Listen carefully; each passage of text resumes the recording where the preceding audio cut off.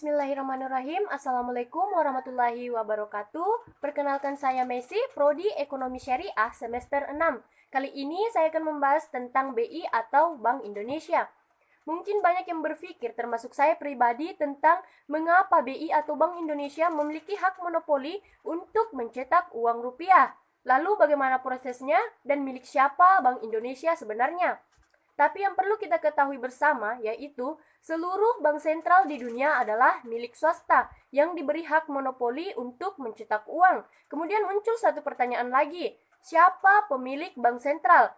Nah, bank sentral adalah milik keluarga-keluarga. Jadi, bank-bank nasional seperti itu sebenarnya adalah sindikat keuangan internasional, modal antar bangsa yang secara real tidak ada dalam bentuk aset nyata, kecuali dalam bentuk angka-angka nominal di atas kertas atau bait yang berkedap-kedip di permukaan layar komputer. Nah, bank-bank ini sebagian besar dimiliki oleh keluarga-keluarga seperti yang saya sebutkan tadi.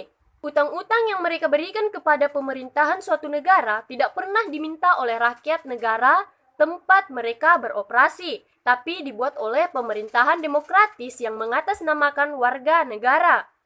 Mereka para bankir ini adalah orang-orang yang tidak dipilih, tak punya loyalitas kebangsaan dan tidak akuntabel, tetapi mengendalikan kebijakan paling mendasar suatu negara.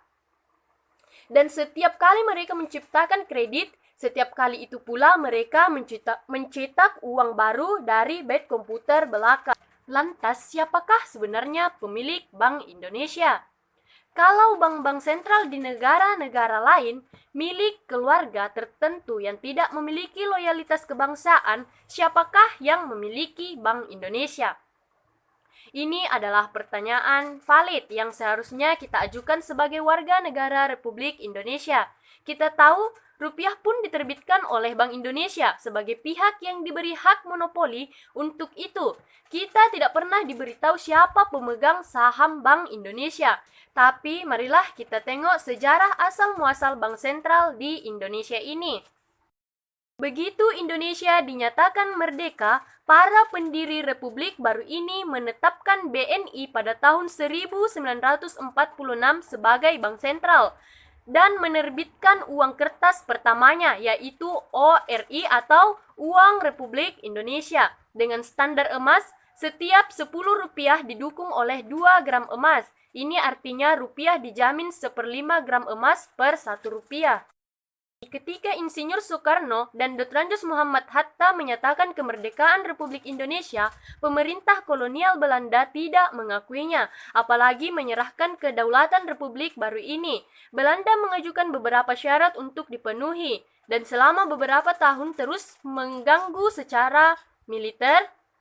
Dengan beberapa agresi KNIL, akhirnya sejarah menunjukkan pada kita, terjadilah perundingan itu sejak tahun 1949 dengan nama Konferensi Meja Bundar atau KMB. Melalui Konferensi Meja Bundar atau KMB, pada tahun 1949 disepakatilah beberapa kondisi pokok agar Republik Indonesia dapat pengakuan Belanda.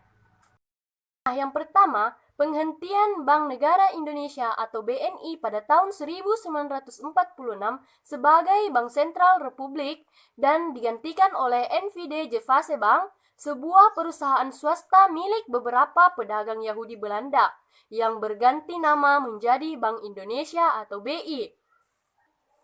Terus yang kedua, dengan lahirnya bank sentral baru itu, pencetakan uang Republik Indonesia atau ORI sebagai salah satu wujud kedaulatan Republik baru itu dihentikan, digantikan dengan uang Bank Indonesia atau direalisasikan sejak tahun 1952. Dan yang ketiga, bersamaan dengan itu, utang pemerintahan kolonial Hindia Belanda sebesar 4 miliar dolar Amerika Serikat kepada para bankir swasta itu tentunya diambil alih. Nah, kondisi ini berlangsung sampai pertengahan tahun 1965 ketika Bung Karno menyadari kuku-kuku neokolonialisme yang semakin kuat mencengkeram bangsa muda ini. Maka pada bulan Agustus tahun 1965, Bung Karno memutuskan menolak kehadiran lebih lama IMF dan Bank Dunia di Indonesia, bahkan menyatakan merdeka dari Perserikatan Bangsa-Bangsa. Sebelumnya, antara 1963 sampai 1965, Presiden Soekarno telah menasionalisasi aset-aset perusahaan-perusahaan Inggris dan Malaysia serta Amerika sebagai kelanjutan dari pengambil alihan aset-aset perusahaan Belanda pada masa 1957 sampai 1958. Akan tetapi, Bung Karno harus membayar mahal tindakan politik penyelamatan bangsa Indonesia.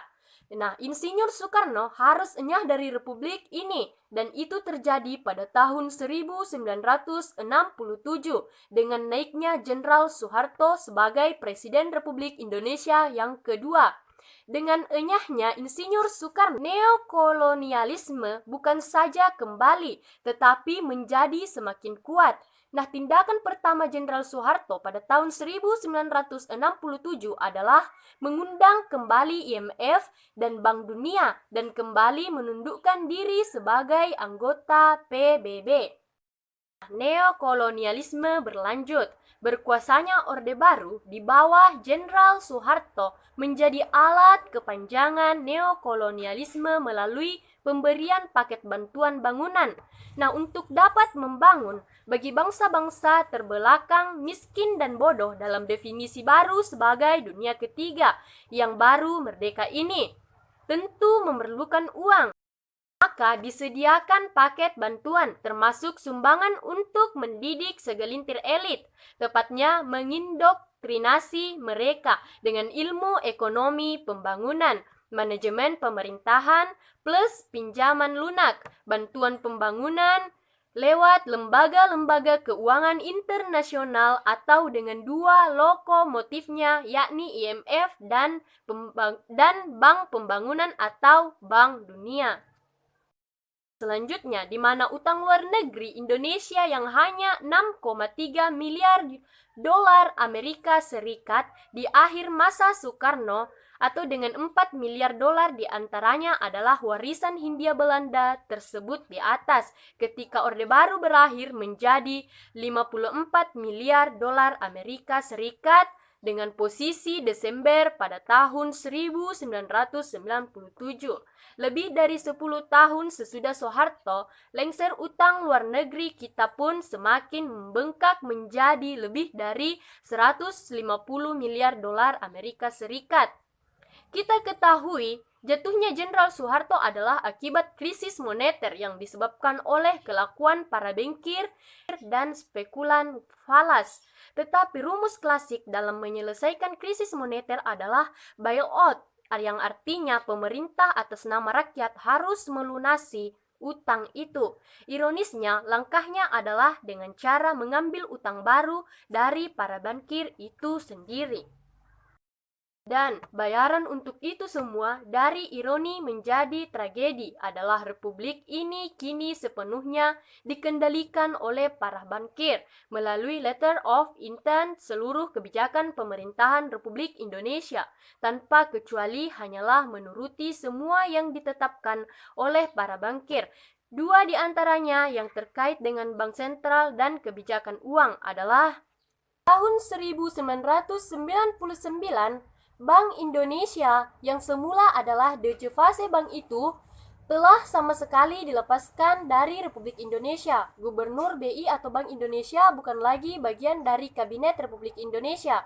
Ia tidak lagi harus akuntabel kepada rakyat Republik Indonesia.